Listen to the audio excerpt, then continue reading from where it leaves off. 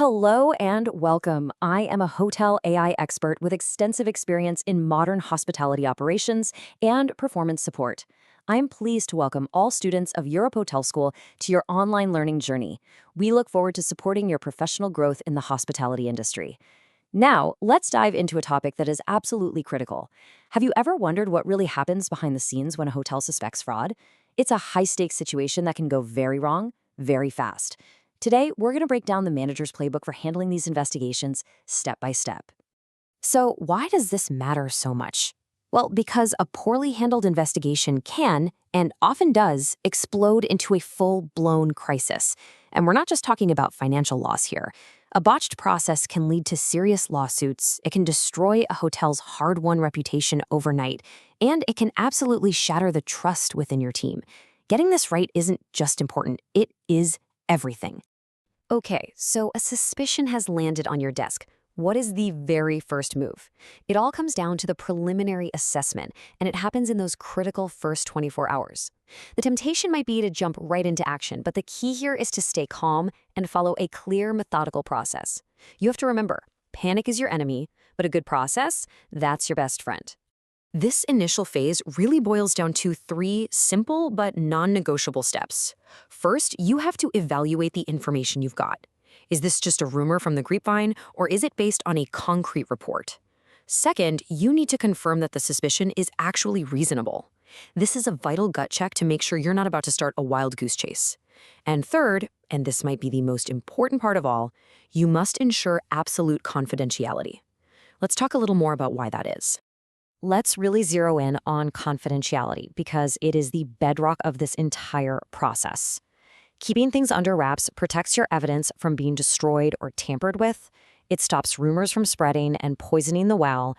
And most importantly, it ensures fairness to everyone involved, especially the person who is under suspicion.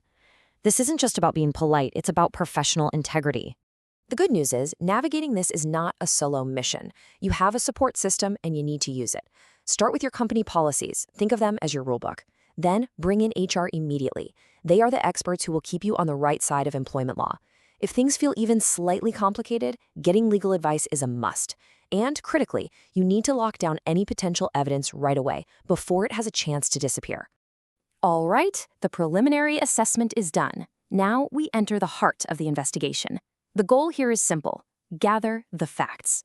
It's not about proving a theory or catching someone. It's about letting the evidence itself tell the story. And that requires complete and total objectivity.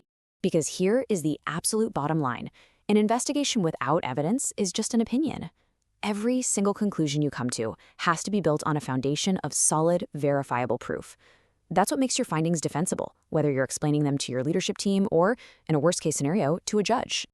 So what kind of evidence are we actually looking for in a hotel setting? Well, it could be anything from financial documents like invoices and expense reports to transaction records from your property management system. And don't forget the digital trail. Things like system access logs and keycard data can be incredibly revealing.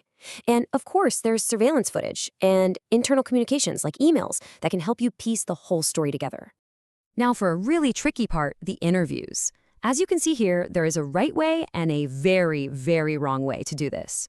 Your goal is fact-finding, not accusing. You have to stay objective, be respectful, and focus on what happened, not who you think did it. You ask open-ended questions to let them tell their story. This is not a TV drama where you're trying to get a gotcha confession. This is about due process and fairness. Okay, you've gathered the facts. Now what? The focus shifts to action and, crucially, documentation. This is where you organize everything you found into a clear, defensible record that's going to support whatever decision comes next. There is a critical mantra in any professional investigation, and you should repeat it to yourself. If it wasn't documented, it didn't happen. Every single step you take, every piece of evidence you look at, every interview you conduct has to be meticulously recorded. This paper trail is your organization's ultimate defense, and it's the only way to ensure a transparent process.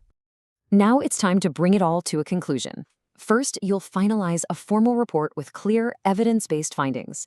Then, working with HR and legal, you'll decide on any necessary disciplinary action and determine if external authorities, like the police, need to be involved. And finally, you will communicate the outcome, but only according to policy and on a strict need-to-know basis to maintain that all-important confidentiality. So, the report is filed, a decision has been made, the case is officially closed. But, is the work really done? Thinking about this question is what separates a good manager from a truly great one. Because the real goal here isn't just about closing one case. It's about learning from what happened to strengthen your defenses for the future. Believe it or not, this is where the most valuable work of the entire process really begins.